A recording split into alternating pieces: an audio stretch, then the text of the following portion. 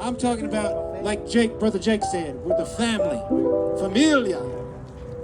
That's what I'm talking about. That's what I'm trying to put down in your hearts today. If you leave here, I hope you remember that. I don't care what else you remember. I hope you remember who you are. Because you can't have a birthday till you know who you are. You can't repent and turn it around till you know who you are. We got to do this thing in order. Sometimes we get the cart and the horse all mixed up. You need to know who you are if you want to get healed. You got to know who you are if you want to heal somebody else. You got to know who you are if you want to be free. Yeah. Free. Is freedom attractive? Answer that in your own heart. Do you want to be free? Are you free? You think you're free already? Think about it. What are we slaves to? I'm still slaves to nicotine. I eat them little pouches. I ain't had a cigarette in 5 years, but I'm still a slave to things. I'll be real with you. And we got to be real with God. What are we slaves to? What do we serve? Who are we serving? Like Brother Jake said, you can't serve two masters. What that basically means is, if you're trying to do all this good stuff and you're doing some rotten stuff, you're poisoning the soup. It's like a dead rat in the soup. It might be the best tasting soup in the world, but there was a dead rat in there. That's what happens sometimes. We sabotage ourselves.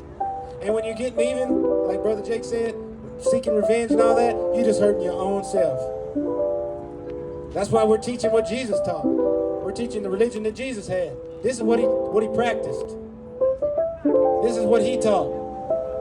Everywhere he tell people, you're healed by your faith. You're healed by your faith. Go, sin no more. You're healed, he tell them. The crooked, the straight, anybody that run into Jesus, they get healed if they were hungry, if they desired to be spiritually healed. Maybe some of those material wonders would happen for them.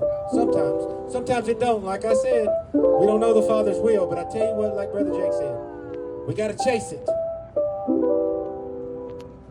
It don't matter about getting it done. You just do your best at what you really, really believe is Father's will. And even I won't get mad at you if you really believe it, unless you're killing folk. But I'm going to tell you, that ain't the Father's will. You be killing nobody. I know the Father's will. It sounds crazy, right? I know Jesus. Would he do that or would he not? There's your Father's will. There's my Father's will. Jesus forgives his enemies. He don't get even. He don't holler at people in traffic like me. He don't mumble under his breath all the time like me. No, but at least I don't ever want you to follow me. I ain't smart, but I'm at least that smart. If anybody ever try to follow me, I'll turn them around real quick and say, get on out of here. I don't know what you're talking about. Don't be following me. There's only one. Only one. God is one. We follow the one. Jesus Christ.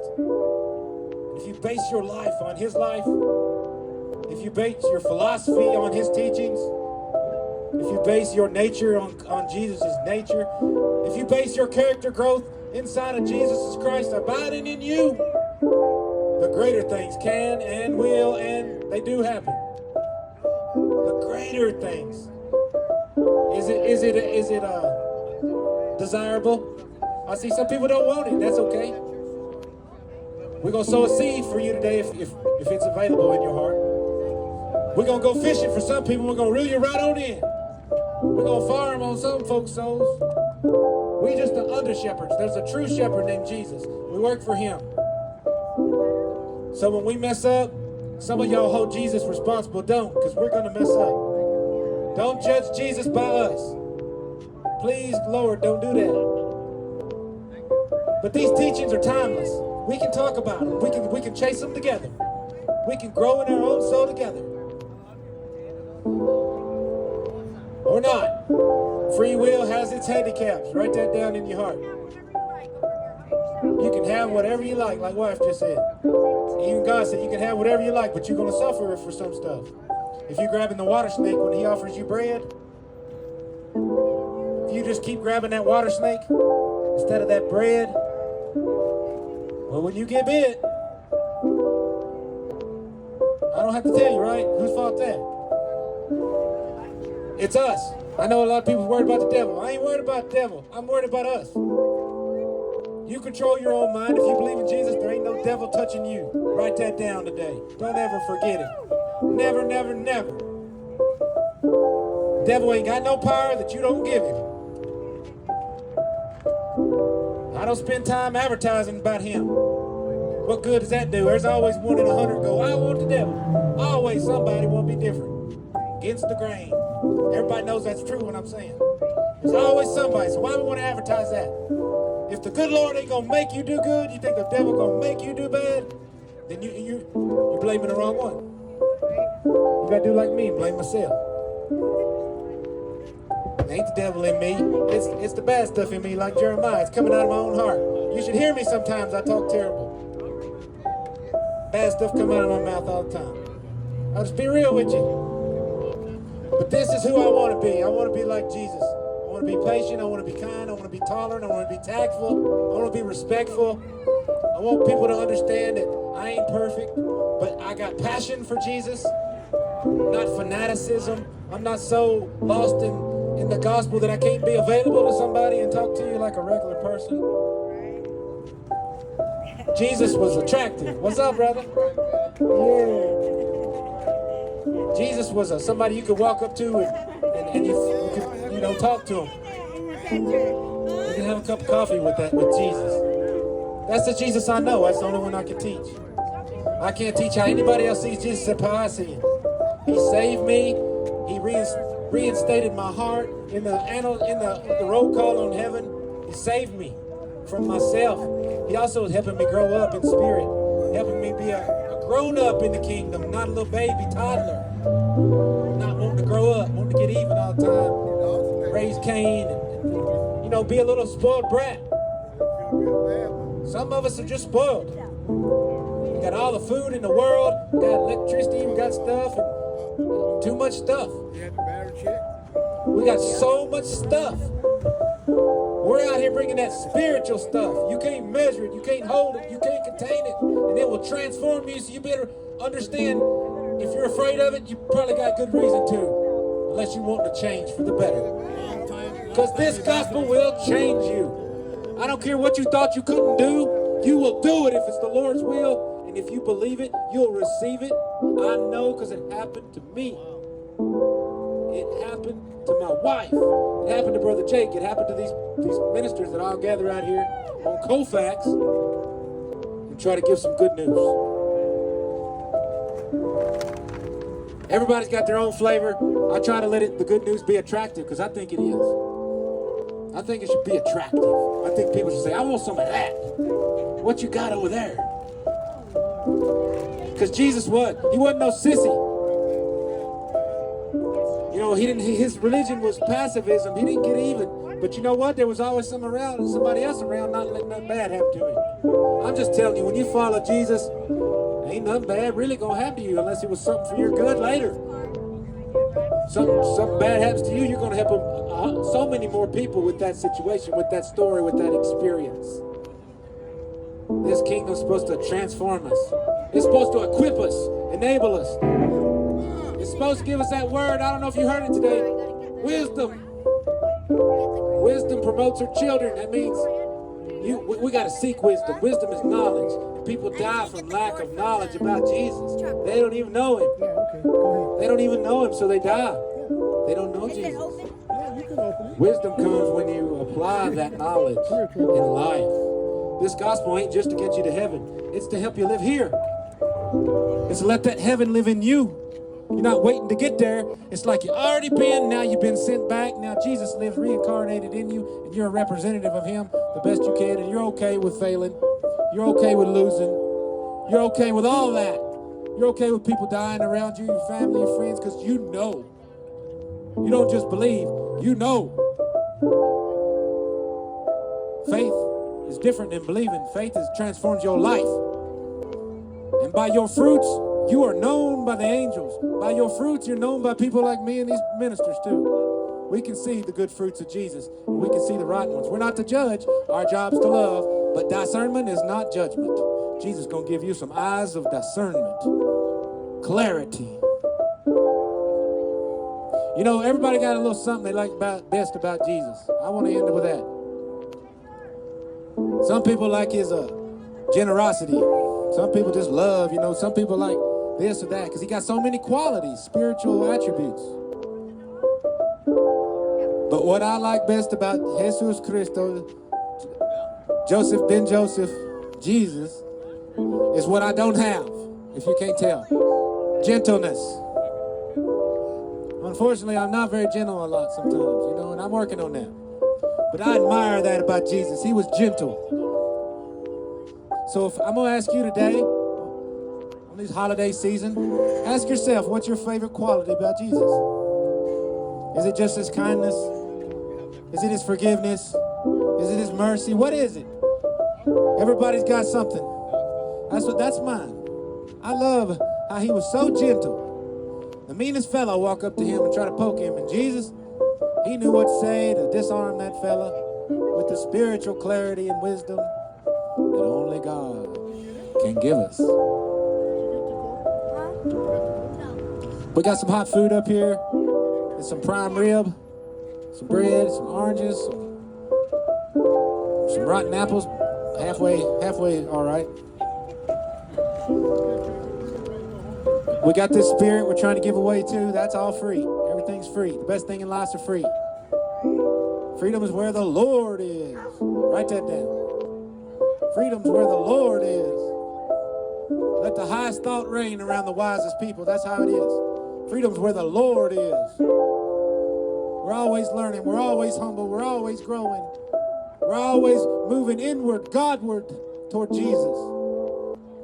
I know that we explore the heavens and all that in the universe, but are we exploring that inner universe? That inner place? The kingdom of heaven is within you. The Father's a living, loving spirit. Let's print that down in our heart. Let's download that now in our server.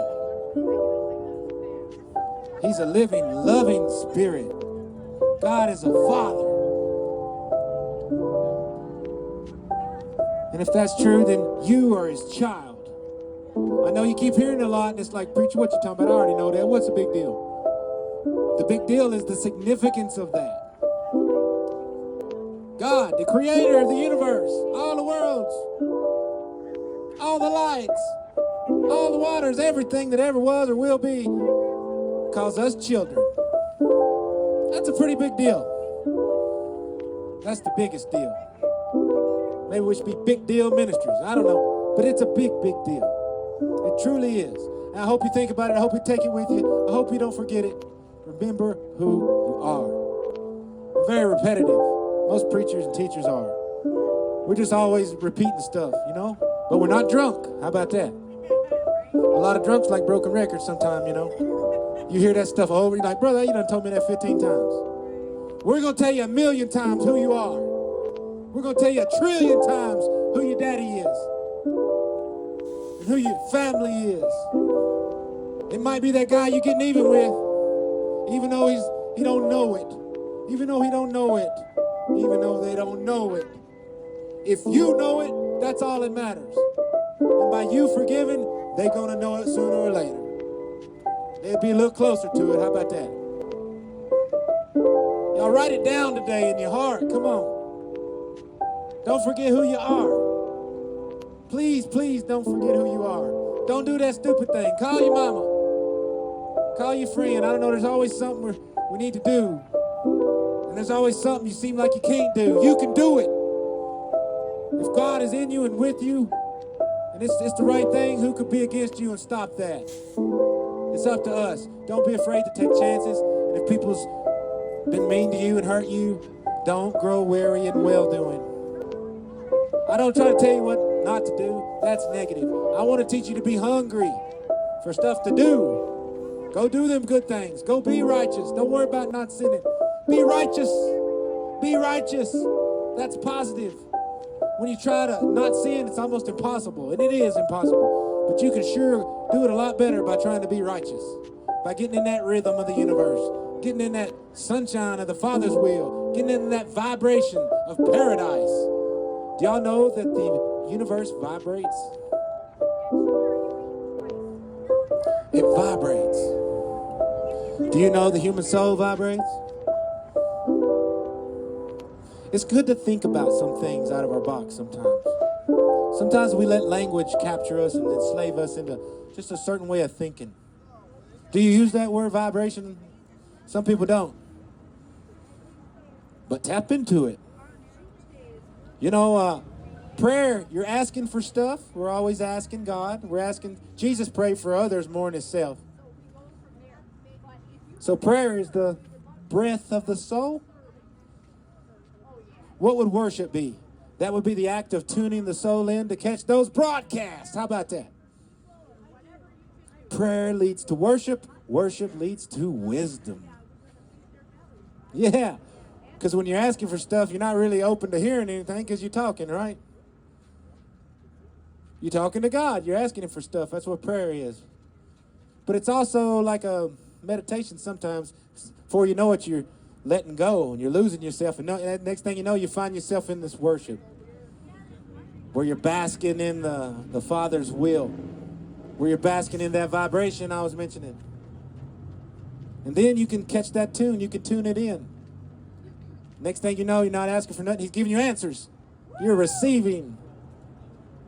And every time you pray, even if it's something for dumb that the Father's going to tell you no, your spiritual receptivity increases.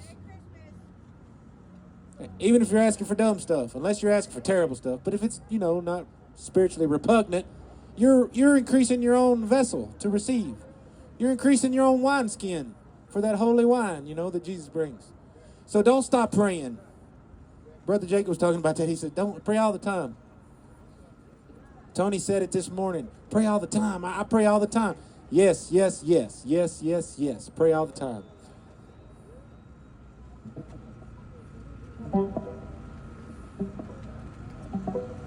I know it looks dark sometimes in the world. I know some of us want to give up and not care about things. A lot of people already have, me included, on some stuff. But here's the deal. You want to save the world? Save yourself. Start with you. Be an influence. Be a light. Be a harbor light for others. Jesus said, you are the light of the world. That's because he lives in you. If you're hearing this and you believe it, and you've asked for him to live in you. We who receive the Spirit of truth are harbor lights for people in the darkness. And it's not the preaching going to help everybody, it's how we live. It's not the sermons that's going to do it. I know there's power in them. I'm not minimizing them. Certain people's going to hear them, be born again, sure, but I'm just saying, for most folk, they're not going to be preaching. When he said go preach the gospel, he didn't mean you had to preach like this. He means you got to be a teacher, though, in some way out there. You got to be handing out some food, doing something, praying over somebody, crowd control, and there ain't no position that is any better than any other position in God's family. There's no favoritism. There's no black. There's no white. There's no Democrat. There's no Republican. There's no tall, short. There's no differences that we distinguish here in this family. We're all brothers and sisters. It's a spiritual brotherhood. God is spirit. And spiritual things you can't hear. You can't see. You can't touch. You can't measure. Because they're another reality. Like where the angels live, you can't see it, but if your eyes were anointed this very second, you'd see all the angels. You'd see the government of God on the earth. All right, get your spiritual glasses out. You might not see no angels, but you'll see people. You'll see God's children. You'll see your brother. You'll see your sister in that person you wanted to get even with. And we never stop saying that because praying for your enemies ain't easy. So we just keep talking about it. It's easy to forgive your mama and your brother and your friend and Billy down the road and yourself. But your enemies is a tough one. We're asking you to do it today because you'll get blessed. We want you to be blessed. We want you to be free. We don't want you no slave to that. We don't want you to hurt yourself. This is the truth, and the truth will set you free. My name is Richard Van Stinson. I've said enough today. God is good. Take it with you.